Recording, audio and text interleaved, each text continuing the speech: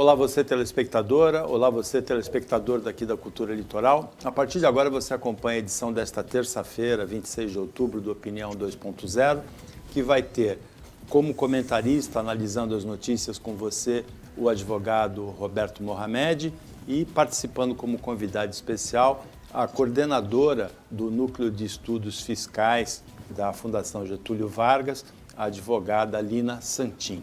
Nós vamos começar conversando com a Lina Santin sobre reforma tributária, que é a especialidade, uma das especialidades dela.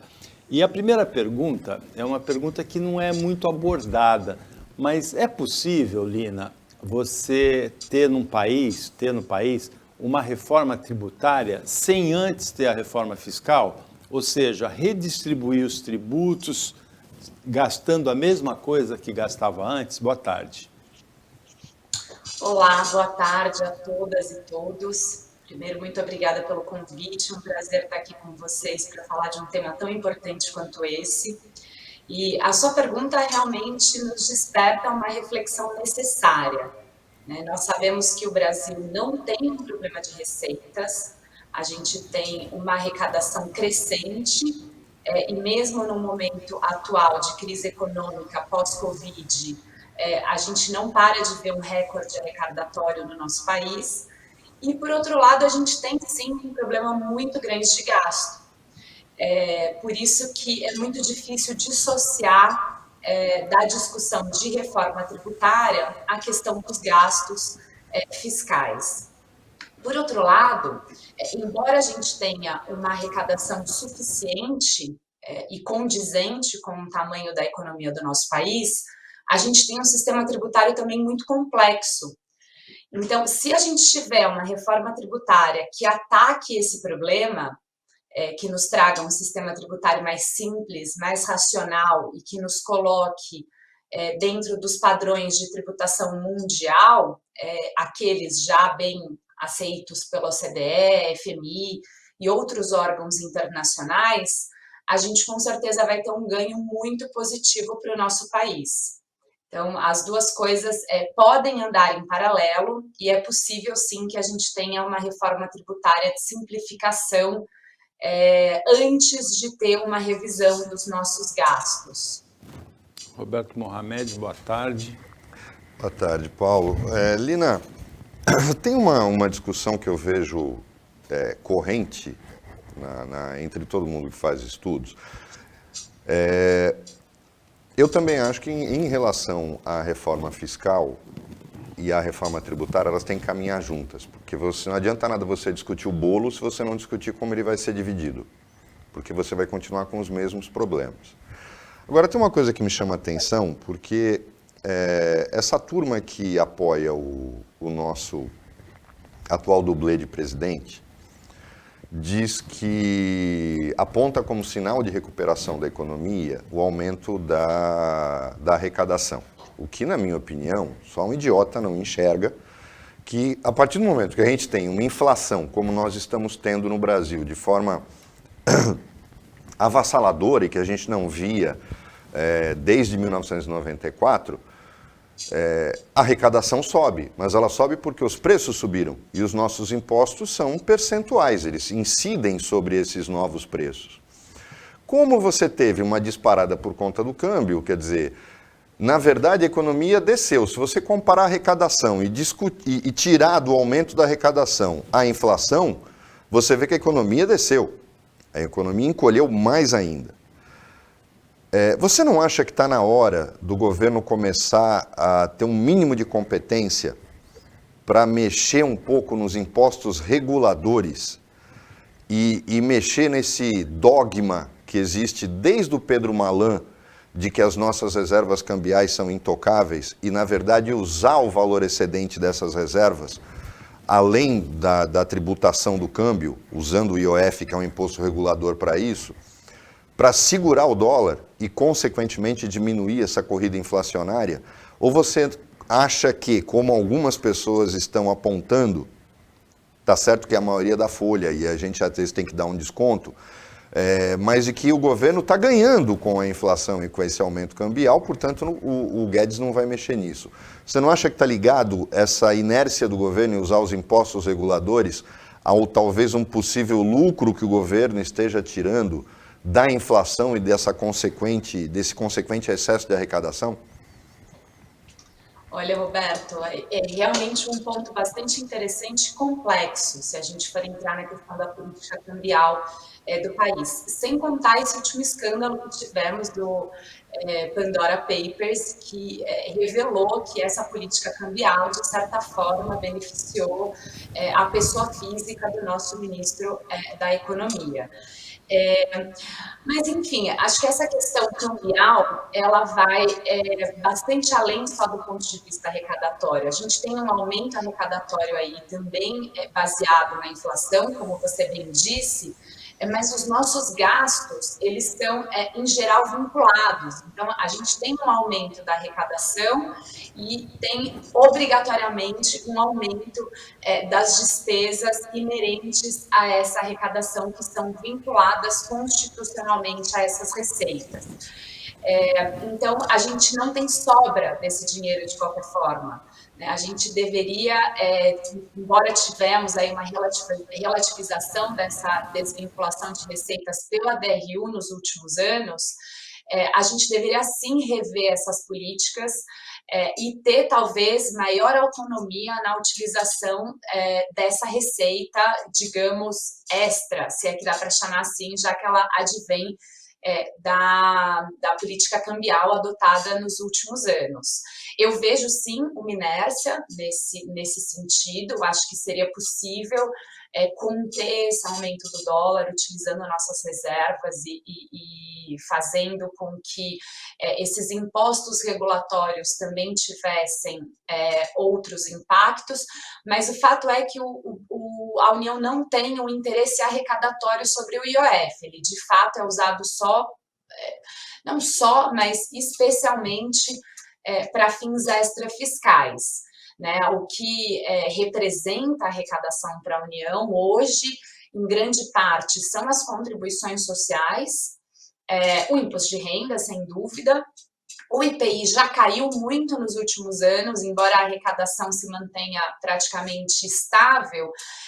Como você disse, a inflação e todo esse aumento dos outros impostos, você vê uma diminuição de importância no bolo, no todo, do IPI, porque a gente teve uma desindustrialização precoce no país, e esse imposto também é um imposto totalmente em desuso no mundo, né? Não faz sentido a gente onerar a produção brasileira enquanto a gente tem essa concorrência tão grande com produtos importados vindos de outros países que não só não oneram, como também incentivam a produção industrial.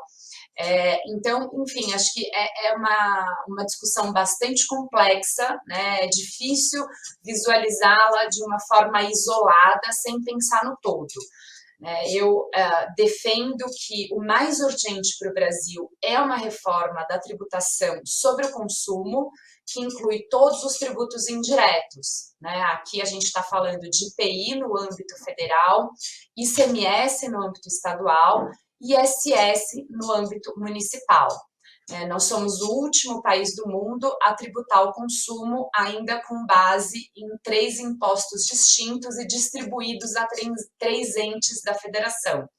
Em todo mundo, tributa-se o consumo através de um IVA, seja ele um IVA único ou um IVA dual. A gente tem exemplos de federações que utilizam o IVA dual, como é o caso do Canadá e da Índia, e de federações muito relevantes, como a Alemanha, que utilizam um IVA único.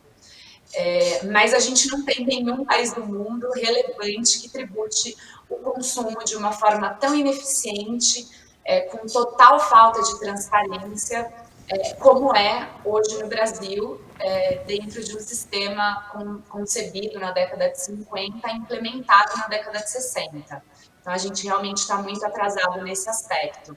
Eu não tenho dúvidas de que a adoção de um IVA no Brasil com base unificada, transparente, uma tributação ampla, sem benefícios setoriais e muitas vezes concedidos de formas não republicanas, que acabam inclusive afetando a própria livre concorrência no nosso país, a gente vai ter um ganho, um crescimento da nossa economia muito relevante, que talvez compense essas outras questões e equilibre novamente o nosso câmbio e traga outros benefícios mais amplos para a nossa economia.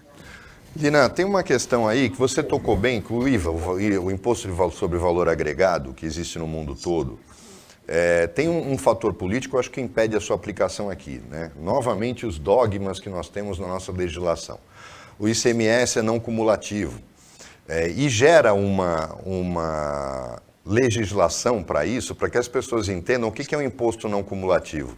Eu vou abatendo o imposto que eu paguei a cada etapa da produção na nova etapa de tributação. Ele não se acumula. Só que isso faz com que a legislação seja tão complexa que um contador tinha que fazer mestrado em Harvard para poder entender como é que o cliente dele vai pagar e abater o ICMS. Se o IVA fosse cumulativo, porque eu acho que essa não cumulatividade é um dogma que já tinha que ter sido superado, mas num percentual muito menor, simplificando a legislação. E tem uma outra coisa, que há um estudo, inclusive, da PUC-Rio, que seria o pagamento do IVA automaticamente com alíquota estadual, municipal, estadual e federal, mas aí esta proposta, que no Congresso, inclusive, não existe, porque não deixam passar, porque ela acabaria com o chapéu na mão que prefeitos têm que fazer para os governadores, governadores têm que fazer para o presidente, e aí a gente cai sempre na mesma armadilha de que a política interfere no desenvolvimento do país. Você não acha que... Porque existem umas propostas malucas de imposto, que nem aquela do Sintra, de ficar falando de imposto sobre movimentação financeira, imposto único, aquilo para mim é uma tremenda bobagem. Agora, o IVA, que seria a solução, não só arrecadatória, como também fiscal, se ele já tivesse as alíquotas separadas e cada tesouro recebendo a sua parte, mas principalmente porque acabaria com a corrupção de fiscalização, com a complexidade de elaboração da situação fiscal das empresas. Você não acha que está na hora de haver pelo menos um movimento? Porque eu tenho uma profunda admiração pela GV, instituição da qual você faz parte, mas eu acho que sempre faltou um pouco da GV assumir a linha de frente de um movimento. Porque não é na Fiesp que vai nascer alguma coisa, é na academia, não tem dúvida disso. Então era USP, PUC, FGV, Mackenzie, PUC-Rio, UNB. Existe alguma coisa nesse sentido de unir todo esse pessoal que está estudando para pressionar o Congresso? Ou fica cada um apresentando uma proposta, sabendo que isso nunca vai chegar onde tem que chegar, que são aqueles quase 600 picaretas que tem que votar tudo que a gente vai usar para tentar transformar esse país em alguma coisa séria? Olha, Roberto, falar em reforma tributária no Brasil é algo recorrente, né? Eu, desde 2002, quando eu entrei na faculdade de Direito, eu já escutava falar sobre reforma tributária. Quem aqui acompanha esse assunto há mais tempo sabe que desde a Constituinte falava-se em reforma tributária. O nosso sistema tributário ele foi concebido, como eu comentei, na década de 50 e aprovado na década de 60. E de lá para cá ele sofreu pouquíssimas alterações substanciais.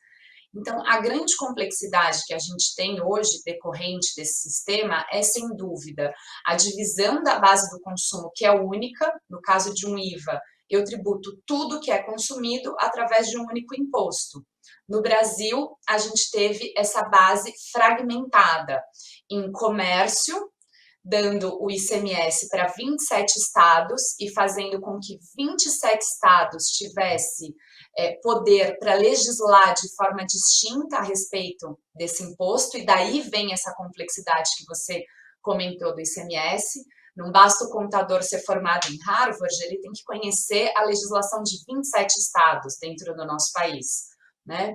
Depois eu peguei a indústria e dei para a União, que é o IPI, e também trouxe inúmeras alíquotas, inúmeras classificações fiscais. Se eu tenho um shampoo, é uma alíquota, um condicionador é outra alíquota. E o 2 em 1, qual alíquota que é? Aí eu preciso acionar o judiciário, né, criar todo um contencioso, e isso cria um custo Brasil altíssimo para eu simplesmente querer pagar corretamente os meus impostos. E por fim, eu peguei os serviços e dei para os municípios. E isso também faz com que, na prática, eu tenha a possibilidade de ter 5.700 legislações distintas sobre SS, já que cada município tem base para legislar a respeito. Então, daí vem toda a complexidade do nosso país. A gente hoje está entre os últimos países do mundo do ranking do Doing Business, feito anualmente por auditorias bastante renomadas no mundo, e a principal causa do nosso país estar tão mal classificado é a complexidade e a dificuldade de se pagar impostos no nosso país. Bom, dado isso, né, que já não é uma novidade, a gente só agravou essa realidade na última década, porque foram mais legislações esparsas, mais regimes de exceção que fizeram com que a gente chegasse a esse momento caótico que a gente vive. Desde 2018, a gente viu o debate sobre reforma tributária amadurecer muito no nosso país. E o que mudou, né? E aqui eu entro na resposta à sua pergunta. Em 2015 foi fundado, 2015 e 2016, um Centro de Cidadania Fiscal chamado CECIF, é um think tank independente, tem uma ligação inicial com a Fundação Getúlio Vargas, porque um dos seus mentores é professor, é fundador do Núcleo de Estudos Fiscais da Fundação Getúlio Vargas, em que reuniu diversos especialistas, alguns inclusive com experiências anteriores dentro do poder público, que já tinham se aposentado de suas funções, economistas, advogados, formuladores de política pública em geral, que gestaram uma proposta de reforma sobre o consumo, que depois se tornou o texto da PEC 45, que foi apresentada pelo deputado Baleia Rossi na Câmara dos Deputados em 2019, juntamente à apresentação da PEC 110, que foi pensada pelo ex-deputado Rauli, que é um deputado que trabalhou muito pela reforma tributária e pela adoção de um IVA no país. Essa 110 foi apresentada no Senado. O que elas têm em comum? Ambas propõem a adoção de um IVA no Brasil. De lá para cá, esses debates amadureceram muito, criou-se uma comissão mista entre Câmara e Senado, no Congresso Nacional, para debater essas duas propostas. Houve um momento em que nós imaginamos que elas já iriam à votação, infelizmente veio a pandemia e essa pauta acabou sendo atrasada. Depois, com a troca da presidência da Câmara e do Senado, essa proposta ficou um pouco abafada, porque ela trazia os últimos presidentes, aí envolveu questões políticas, e agora ela foi retomada. As duas propostas estão sendo unificadas dentro da PEC 110, a relatoria do senador Roberto Rocha. Recentemente, ele soltou esse relatório que foi muito bem recebido por toda a comunidade jurídica e acadêmica, de junção dessas duas propostas. Ele buscou trazer o que havia de melhor nas duas e também trabalhar um pouquinho as resistências que elas tinham com alguns setores, como o setor de serviços, setor de construção civil, Zona Franca de Manaus, porque, enfim, além das questões federativas no nosso país, a gente tem uma questão de desigualdade regional muito grande, que acabaram sendo combatidas através de concessão de benefícios fiscais e outros instrumentos que hoje também já são bastante retrógrados e não mais utilizados, são ineficientes do ponto de vista econômico, mas criou-se uma dependência desses instrumentos, então é muito difícil de quebrá-las. Mas fato é que esse relatório atual da PEC 110 busca essa unificação, e ele está aí prestes a ser analisado e voltar para a pauta da Câmara dos Deputados. Então, houve sim, né, essa tentativa aí da academia, e ela está bastante adiantada. Agora, não há unanimidade. Dentro da própria academia, há quem ainda defenda o sistema atual. É difícil, porque os advogados, de certa forma, já estão acostumados com essas práticas atuais, né? Os juízes, os promotores, os agentes fiscais, e tudo aquilo que é novidade causa resistência. Não são todos os setores que estão abertos a essas novidades. Mas a gente tem esse desafio aí pela frente, que hoje está na PEC 110 de adoção de um IVA no Brasil. Para o intervalo, bem rapidinho, a gente volta já já.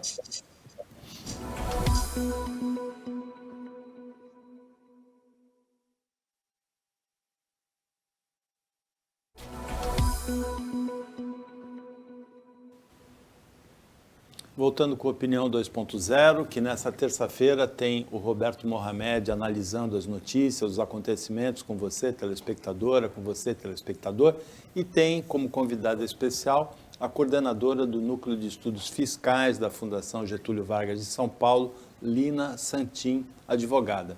Lina, você falou no bloco anterior bastante sobre os impostos sobre consumo, os atuais, e uma estrutura que poderia ser modificada com a adoção de um imposto, de um IVA, né, sobre o valor agregado.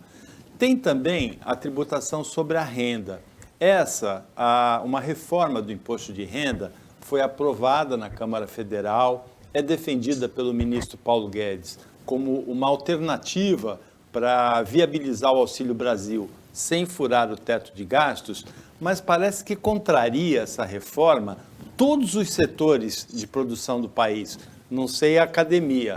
E, inclusive, ela enfrenta muitas resistências no Senado agora.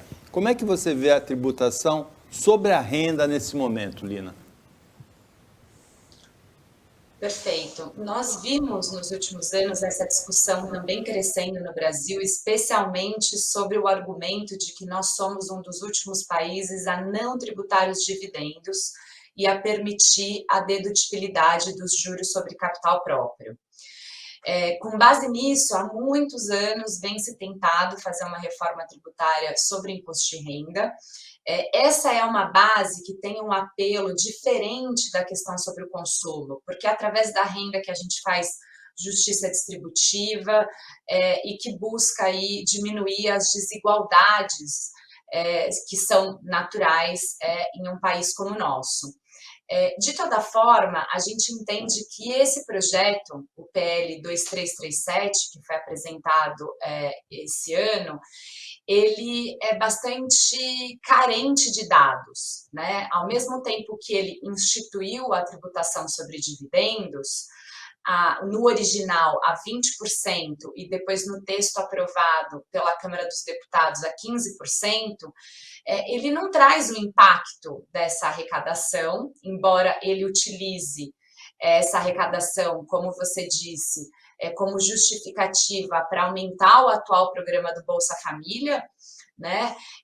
E, ao mesmo tempo, a diminuição do imposto de renda corporativo e da contribuição social sobre o lucro líquido, ela não é condizente com o aumento que a gente tem versus os dividendos.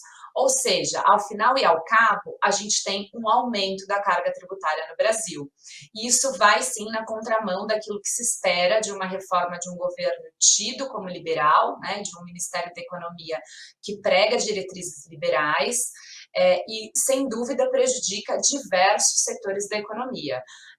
Eu desconheço algum setor que seria beneficiado por essa proposta que está atualmente no Senado.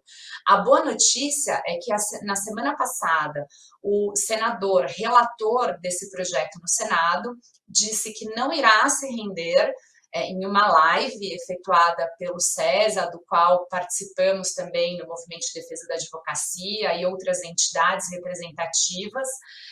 Ele disse que não irá se render a essa pressão do governo federal para aprovar a tributação sobre dividendos, como justificativa apenas para ter receita que justifique o programa do Bolsa Família novo, com essa nova nomenclatura dada pelo atual governo. Então, em geral, com raríssimas exceções, eu vejo a academia e todo o setor jurídico contrário a essa proposta. Mohamed? Lina, em relação a isso, me incomoda um pouco o que no Brasil é normal, né? Quando você tem um presidente da República que vai faz uma live dizendo que vacina contra o Covid dá AIDS, a gente pode esperar qualquer coisa.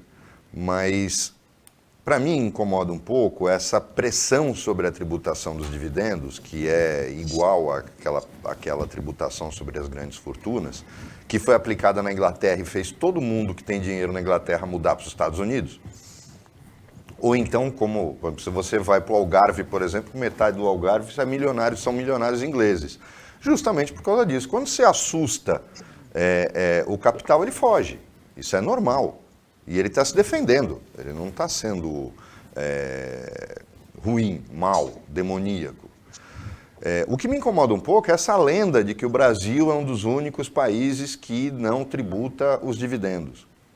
Na verdade, o que as pessoas esquecem é que o princípio que leva a isso é que os dividendos são extremamente tributados na origem. Ou seja, o que sobrou já passou por uma camada de impostos, para depois poder ser distribuído aos acionistas. É muito complicado isso, porque as pessoas, quando falam de dividendos, elas pensam só naquele cara que está em casa, que tem ações e que recebe os dividendos no final do ano. Ele está esquecendo daquele que trabalha, que produz, da empresa média, pequena, que também distribui dividendos, que também divide o lucro. A gente não está falando só de quem aplica na bolsa e fica em casa vendo televisão. Essa confusão, eu acho que parte de uma disseminação de uma ideia equivocada. É normalmente um discurso de esquerda, de que a gente tinha que tributar os dividendos e as grandes fortunas, mas que não encontra amparo no mundo real. Você também não acha que é um pouco de exagero e de lenda essa história de dizer que só nós não tributamos os dividendos e de tentar dar uma cara, a pessoa que recebe dividendos, a foto que tentam colar dela no imaginário popular é aquele cara que investe em ações e que não produz absolutamente nada, que está aqui só consumindo oxigênio e comida. E que ele pega o dinheiro dele, coloca na bolsa e fica recebendo dividendo da empresa. Quando, na verdade, todo mundo que tem algum tipo de empreendimento recebe dividendos. Então você está falando de mercado produtivo, do cara que gera emprego, do cara que gera receita, do cara que direto ou indiretamente paga a Bolsa Família, paga o SUS, paga todos os benefícios sociais. Você não acha que tem uma campanha permanente eu, pelo menos, acredito à esquerda, sem querer rotular ideologicamente a coisa, mas no sentido de pintar o dividendo como um fruto do mal. Aquilo que é de quem não produz nada e só explora a sociedade. Você não acha que tem uma confusão aí? Sem dúvida. Até porque, na realidade do nosso país, em que todo o sistema incentiva a pejotização, ou seja, que trabalhadores abram as suas empresas e prestem serviços na forma de PJ e não sejam trabalhadores seletistas, né, registrados dentro das regras da CLT, hoje muitos trabalhadores autônomos recebem dividendos, né? Todas as profissões autônomas e, enfim, que vai do advogado ao dentista, ao programador, ao marketing, ao jornalista, Grande parte desses prestadores de serviço hoje são PJs, donos de suas empresas, cujos recebimentos são em formas de dividendos, mas que também as empresas fizeram todos os recolhimentos necessários. Para a gente fazer um comparativo, a gente tem hoje uma tributação corporativa no Brasil a 34%, juntando imposto de renda, alíquota básica, imposto de renda, alíquota adicional e contribuição social sobre o lucro. Dá 34% no total. Então, quando a gente se tributa a 34% a atividade empresarial, faz sentido que os dividendos sejam isentos. É diferente de uma realidade em que a gente tributa a renda corporativa a 20% e aí tributa os dividendos em 15%. Né? Esse projeto que trouxe a tributação de dividendos em 20%, ele não reduziu proporcionalmente a alíquota da corporação. Se o tivesse feito, não teria causado tanta resistência quanto causou, porque aí você só muda de onde você está recolhendo, deixa de ser na PJ e passa a ser na PF. Mas não foi o que aconteceu. O que aconteceu, como eu comentei, é que houve um aumento de carga tributária. Eu diminuí um pedacinho do imposto de renda corporativo e aumentei muito a tributação sobre dividendos.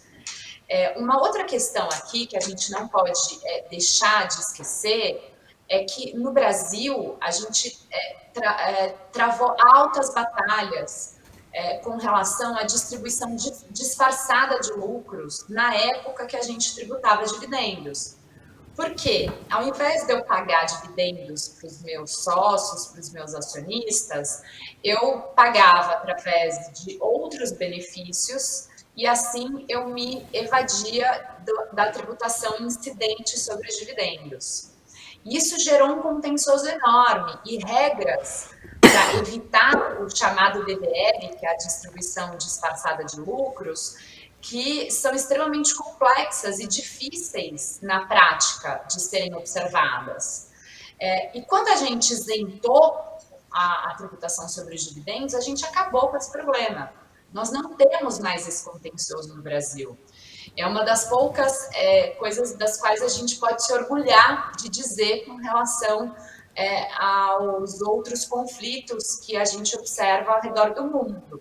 E agora, com a volta da tributação dos dividendos, a gente vai voltar a ter esse problema de DDL no Brasil. Então, é um retrocesso nesse aspecto. Não tenho dúvidas disso. E acho que a gente precisa debater isso e falar disso mais abertamente, especialmente com relação aos cálculos da Receita Federal. Eu não sei o quanto vocês acompanharam que esse projeto sofreu inúmeras alterações com relação às justificativas de valores ao longo de 15 dias, né, em apresentações distintas do secretário da Receita Federal, do Ministério da Economia e de outros representantes do governo. Os números que eram apresentados, eles eram sucessivamente alterados e toda vez que se perguntava a respeito da base que se pedia para que se apresentasse, né, o histórico, né, a base de cálculo que embasou esse projeto, que trouxe essas conclusões ao projeto, a Receita Federal se renunciava a entregar. Então, inclusive, essa é uma das justificativas para o atual relator dessa proposta de reforma no Senado ter dito que não terá pressa de apreciar essa proposta enquanto o governo não lhe apresentar todos esses cálculos.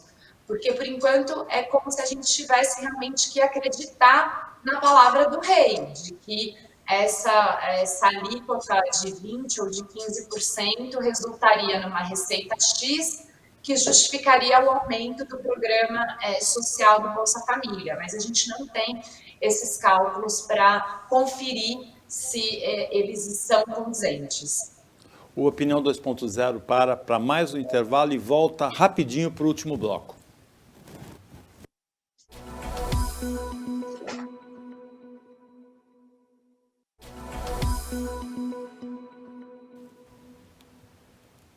Voltando para o último bloco do Opinião 2.0, que nesta terça-feira tem o advogado Roberto Mohamed comentando, analisando as notícias com você, e tem como convidado especial a coordenadora do Núcleo de Estudos Fiscais da Fundação Getúlio Vargas de São Paulo, Lina Santin, advogada. Nesse bloco, a Lina vai participar mais como cidadã e como mulher, porque as notícias que a gente vai analisar já não são relativas ao sistema tributário do país.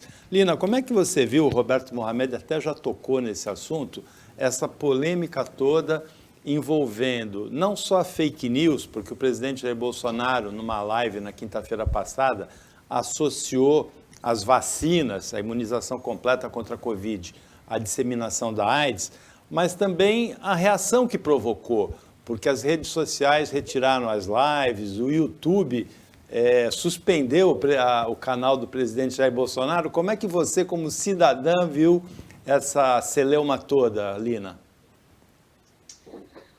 Pois é, acho que as redes sociais cada vez mais têm um impacto muito grande sobre a população, então há de se ter responsabilidade sobre aquilo que se veicula nas redes. Ao mesmo tempo, a gente se vê diante aí de um debate também com relação à liberdade de expressão. E muitas vezes essa divulgação de fake news, esse desserviço social é defendido por alguns como liberdade de expressão.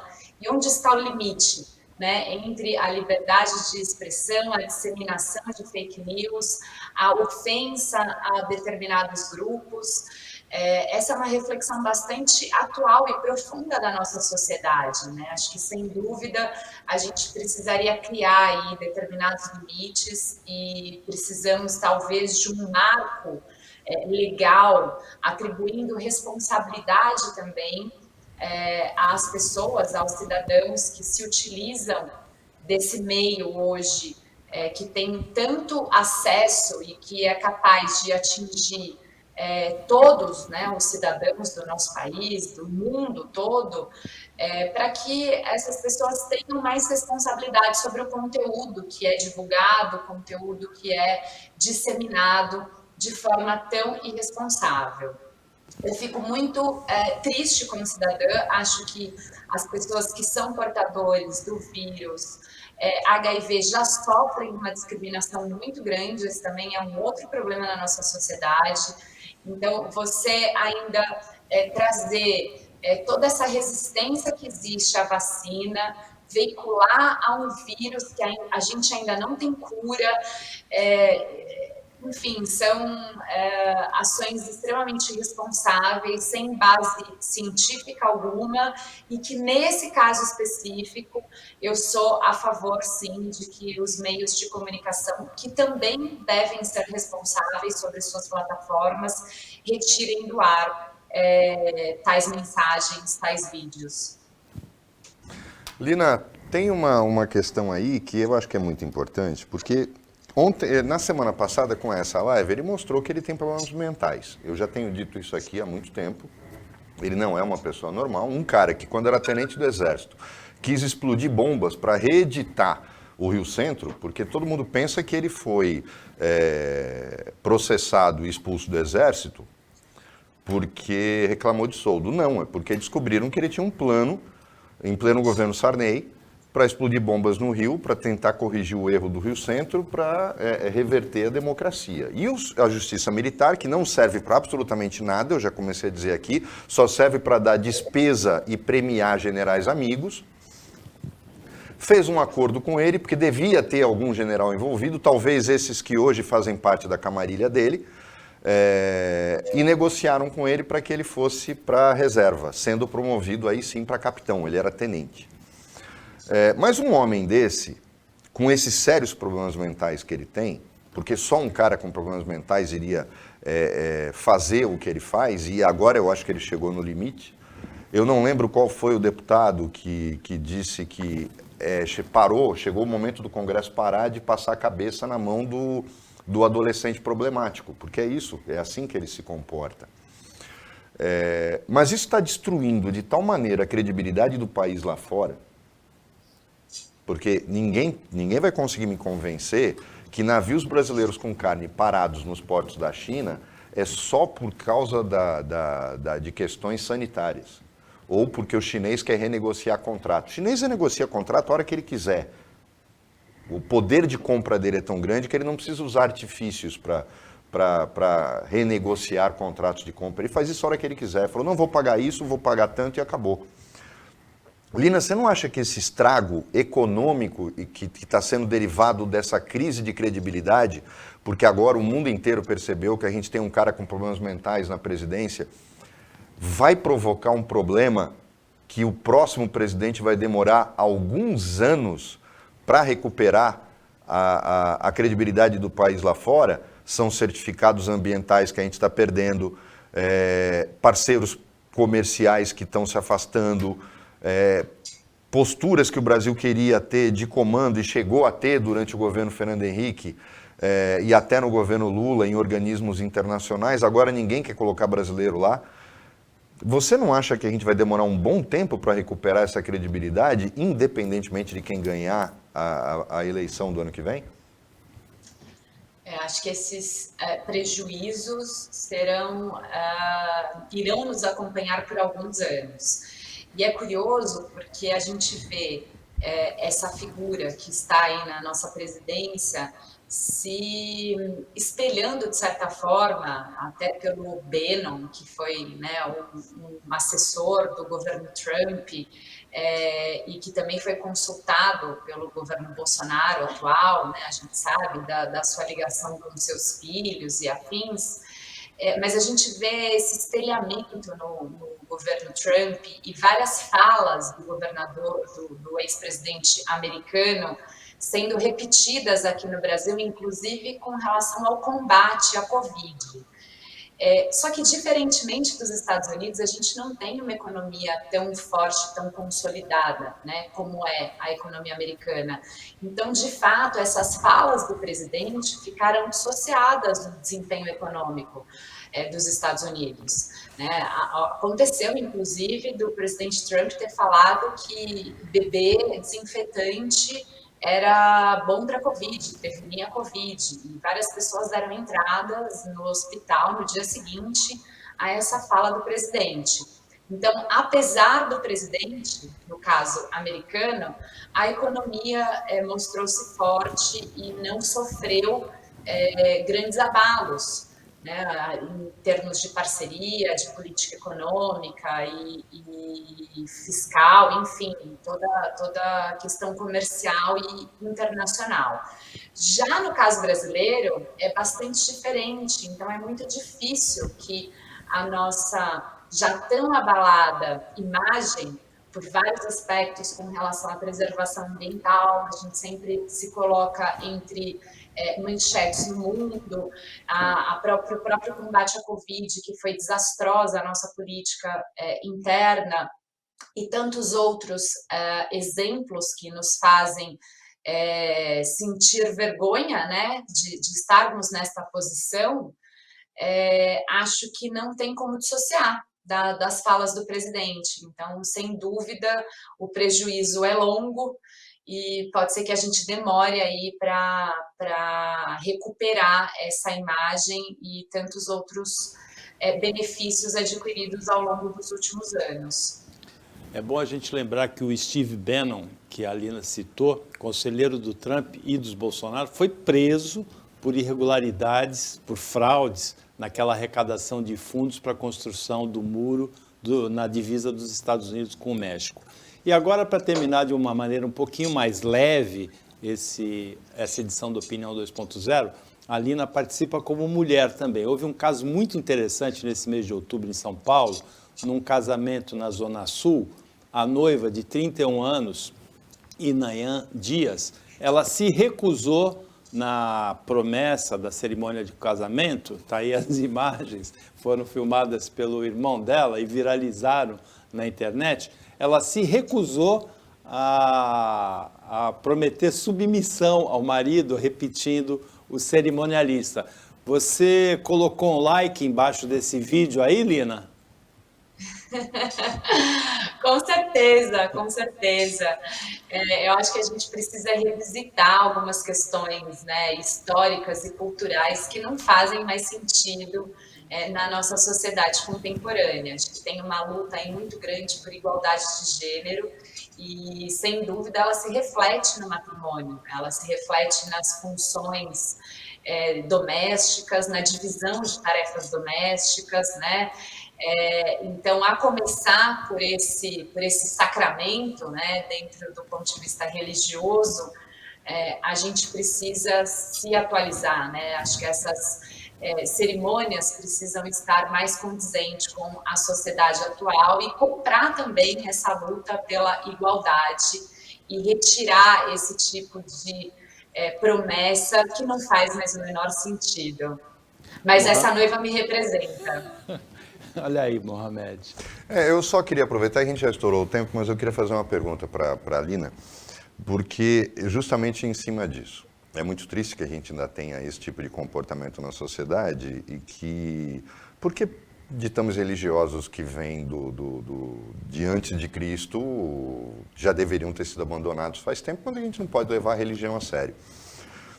Lina, a gente tem aqui casos, até no nosso programa, e pessoas próximas que confirmam isso. Hoje, antigamente, se colocava que mulher inteligente tinha que ser feia, mulher bonita não conseguia. E eu acho que a beleza, para a mulher competente, inteligente, capaz, acabava sendo uma maldição, porque fazia com que as pessoas agissem só com os olhos e não abrissem os ouvidos para ouvir essas pessoas. A gente tem um exemplo aqui, comentarista de segunda-feira, a procuradora-geral do município, a Renata Reis, e você, pelo que a gente obviamente está vendo, mas principalmente o que ouvimos. Você acha que a beleza está começando a deixar de ser uma maldição para a mulher que quer ser reconhecida e que tem capacidade para ser reconhecida pela sua competência e por aquilo que ela é capaz de fazer, ao invés de ser apenas um instrumento agradável aos olhos dos homens que não conseguem usar outro sentido que não seja o da visão? Essa realidade está mudando ou a gente só pensa que ela está mudando? Bom, primeiro, obrigada pelo elogio, eu fico lisonjeada. Eu acho que o caminho ainda é muito longo. Quando a gente pensa em mulheres brancas privilegiadas que tiveram acesso à educação de primeira linha e que também estão se relacionando com pessoas, né, já bem instruídas, de um nível econômico e social que lhes permite essa visão um pouco mais atualizada sobre a figura delas, que é o meu caso, né, eu me sinto privilegiada e sim vejo que o que antes era visto talvez como impeditivo, hoje só seja mais um ativo, né, do qual eu posso me beneficiar. Mas essa não é a realidade realmente da maioria das brasileiras, das mulheres brasileiras, né? E pior ainda do que a maldição da beleza é você ser discriminada por qualquer característica física que você tenha, né? Então, acho que essa barreira e essa luta, ela ainda está começando, uma luta de todos, né, da nossa sociedade, porque acho que a gente só vai ter uma sociedade aí mais humana quando a gente tiver essa inclusão de todos os gêneros e toda a representatividade de todas as mais diversas possibilidades de se existir como ser humano. Mas eu faço votos de que a gente atinja isso em menos tempo possível. Acho que houve aí um caminho nos últimos anos e tem tudo para que a gente veja uma melhora. Com isso, nós chegamos ao final do Opinião 2.0 desta terça-feira, agradecendo a participação do Roberto Mohamed como comentarista, agradecendo a participação extremamente enriquecedora para a nossa visão do sistema tributário no Brasil e depois também como cidadã, também como mulher, da coordenadora do Núcleo de Estudos Fiscais da Fundação Getúlio Vargas, a advogada Lina Santin, agradecendo o trabalho da equipe técnica e de jornalismo daqui, do Sistema Costa Norte, e agradecendo a você que acompanha a gente em mais essa edição. Até amanhã, nesse mesmo horário de 15 para as 2, e uma ótima segunda metade de terça-feira para você que você merece.